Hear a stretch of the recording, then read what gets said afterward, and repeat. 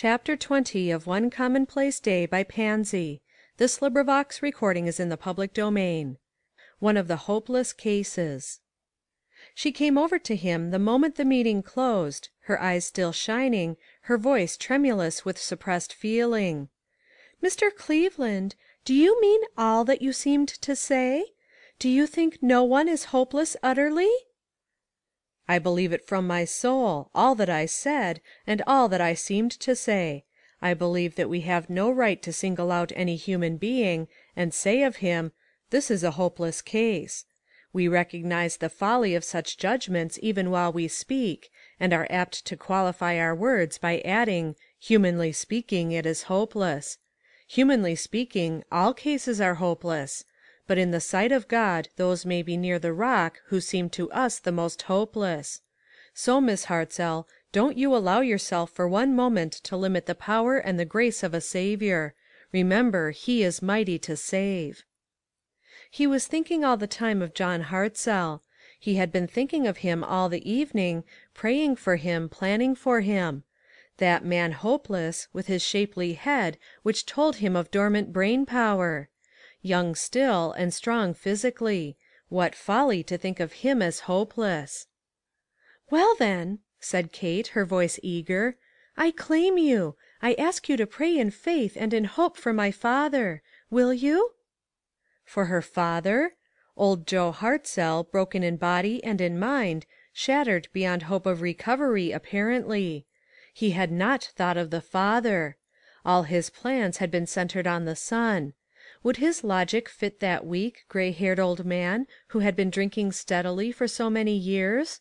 The daughter was watching him. "Yes," he said firmly, "I will pray for him." He did not say with what degree of faith.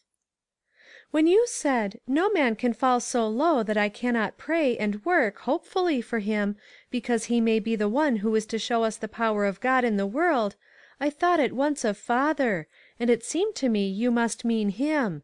He has fallen very low. I want to make a confession, Mr. Cleveland. He has seemed hopeless to me. In all my recent plans and efforts I find I have meant John and not father. I have looked upon him as one who was impossible even for God to save. It looks dreadful to me to night that I ever could have thought so. I thank you for your words, more than I can express. They have opened my eyes. I will never put him aside as hopeless again. But I said to myself that it must be such as you, who had always honored God with strong faith, whose prayers he would hear. I want you to pray for my father."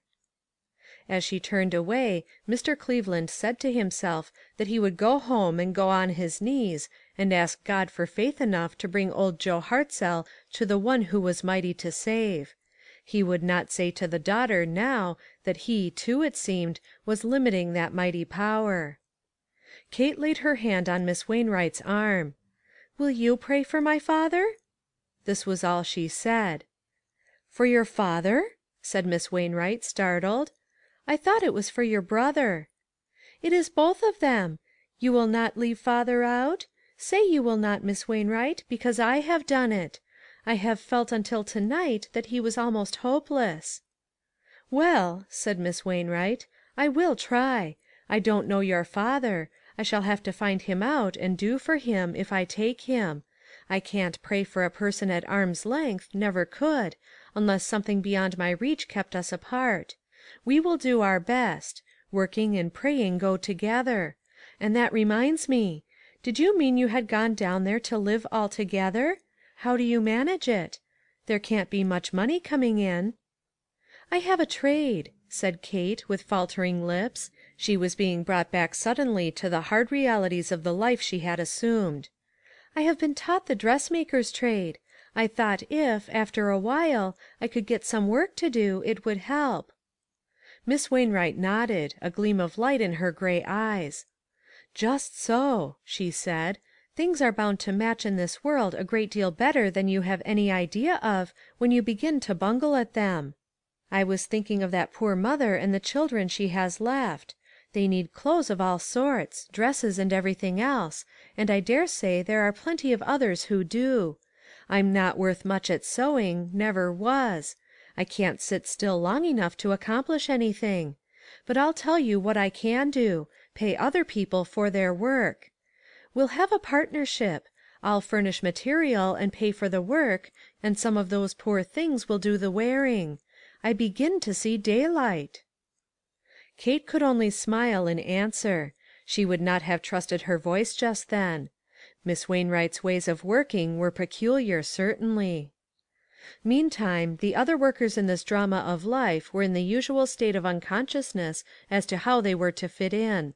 To Holly Copeland the evening began in disappointment. You will possibly remember that he was to have accompanied Mildred to the temperance prayer meeting. He came to her with troubled face a little before the hour of meeting. So sorry he was; his face and voice showed this as well as words.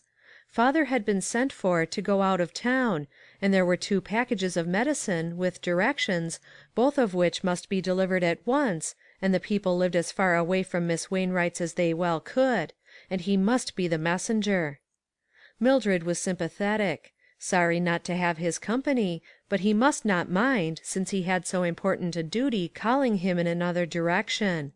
She might see some of her friends passing and join them; but if not, it was all right. Miss Wainwright would see that it was an excellent excuse for them both. "What is that?" said Dr. Copeland from his office. "Were you going to Miss Wainwright's? I shall drive past her place in about 20 minutes. I can drop you there, and call for you on my return. I shall not be later than 9 o'clock." So Mildred and the doctor rode away in comfort, the latter well pleased with his cheery companion; and Holly had trudged away, whistling, to keep back his disappointment. He was fond of Mildred; he had liked the idea of being her escort, and he had liked the idea of meeting Kate Hartzell, who would be sure to be at the prayer meeting. But there was no help for it now; this long walk alone must be taken.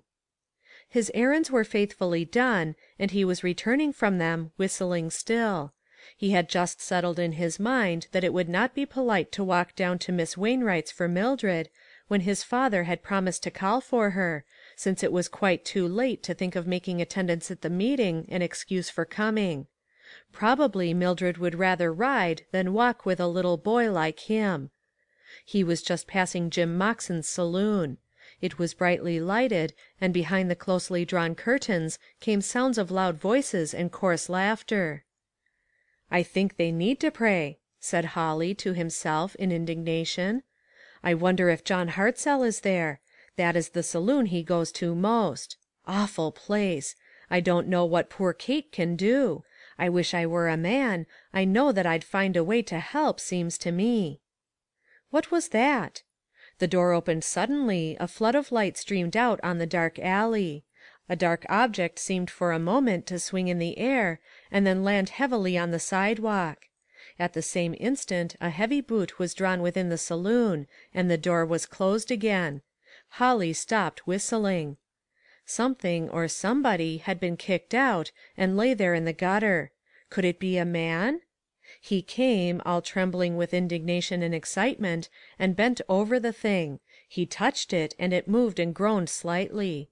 Yes, it was a man. A very dim light from a street lamp on the corner below revealed so much to his earnest gaze. Whoever it was, he had hit his head on the sharp stones of the sidewalk, and blood was trickling down his face. Holly uttered an exclamation of horror. What if the poor fellow should die out there in the ditch? The street was unusually quiet. He was surrounded by saloons. Should he dare to appeal to any of them for help? A wagon rattled by. He knew the whistle of the driver. "Jake!" he shouted. "Hello, Jake! Won't you stop and help me? They have kicked a man out of Moxon's, and he is hurt." "Kicked a man out?" said the teamster in astonishment, stopping his horses and getting down from his wagon. "What did they do that for? He ain't hurt, is he? Only dead drunk. You can't hurt a drunkard much easier than you can a log of wood." "His face is bleeding," said Holly, "and he groaned when I touched him." Then both bent over the prostrate form.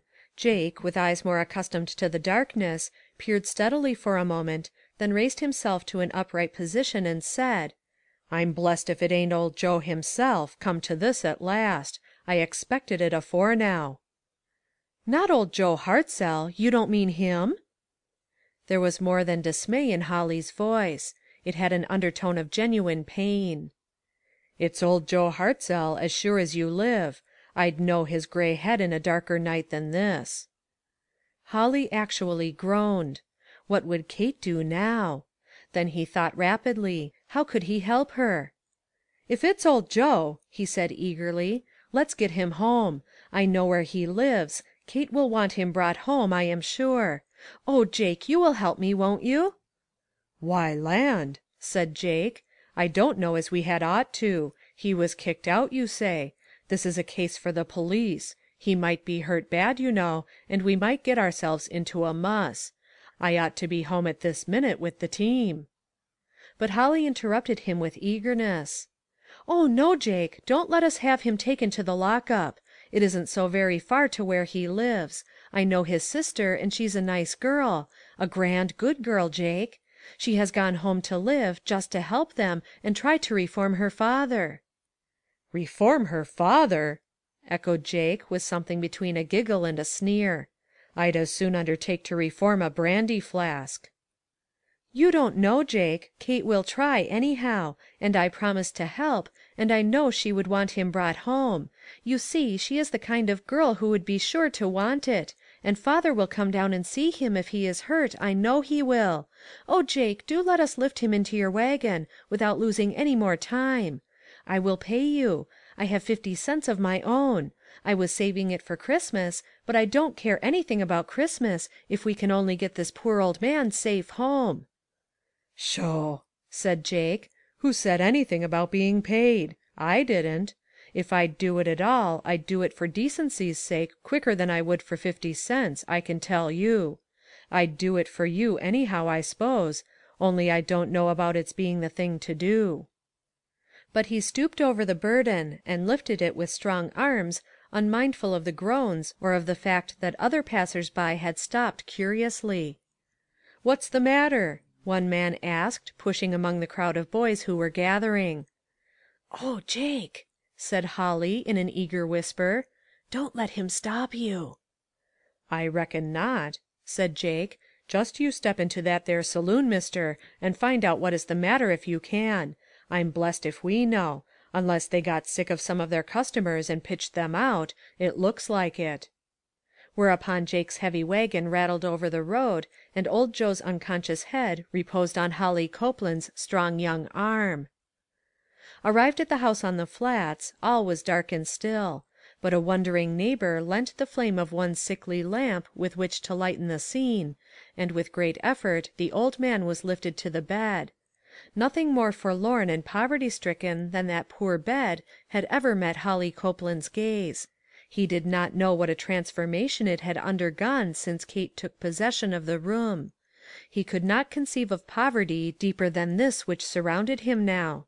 He looked about him with a sort of fascinated terror, taking it all in at a glance, his face growing almost manly in its sternness. "The idea of such a place as this being Kate Hartzell's home! This means rum," he said, turning to Jake, and giving a significant bend of his head which was meant to cover all the surroundings. "Yes," said Jake, "I reckon it does." He spoke gravely enough, but not with the tone of dismay which marked Holly's speech. He was more used to scenes like these than the boy was. Moreover, he was one of the victims of rum. He had a bottle half filled with brandy in his pocket at this moment, and though he had not the least idea of ever reaching old Joe's state, he could not help remembering that the 2 rooms in which his wife and 3 children waited for him had very few comforts, and the difficulty was rum. "It is mean stuff," he volunteered at last. "I wish there wasn't a drop of it in the world." "You do!" Astonishment on Holly's part.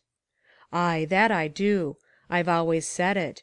I wish to the land I had never tasted it, and couldn't never taste it again." "And yet you are a man and can vote?" There was an entire temperance lecture in this half sentence. Jake felt it. He had heard of this question before, and he was acquainted with people who talked one way and voted another; but the boy Holly evidently was not. He was young enough still to believe that what people actually wished, they worked for. Jake turned away, a half smile on his face at the "cuteness" of the boy; then gave his attention to the matter in hand. "The question is, what is to be done here? That old fellow will die unless something is done for him, maybe, though I don't believe it. He has too much whiskey aboard. I guess that is about all that ails him." Holly turned in distress. "I don't know what to do next," he said. "If my father knew it, he would come at once. It must be almost time for Kate to come. She would know what to do. I might wait until she came, only there's mother. I'll tell you, Jake, don't you pass our house going home? Would you mind stopping and telling mother I'm all right, and am staying with a sick man a little while? And then leave word for father to come down here as soon as he gets home. That will be the way. You'll do it, won't you, Jake?" "And what will you do? Stay here alone with the old fellow? How will you like that?" "Of course," said Holly, with a lofty toss of his head. "I shan't mind. Kate will be home in a few minutes, I guess." So Jake went away, telling the boy with his last admiring glance that he was a brick. However, Holly was not left long alone. The woman who had lent the lamp was the one whose baby had been laid away so recently. She had tender thoughts of the girl who had come from this house. As soon as she could leave the youngest little girl, she hastened over to see if the old man was really hurt, or "only drunk." That was the way she put it, and Holly, indignant, said, "I should think that would be enough." The woman stared. "It is more than enough," she said drearily, "but if you lived on the Flats, you would get used to that." End of chapter 20.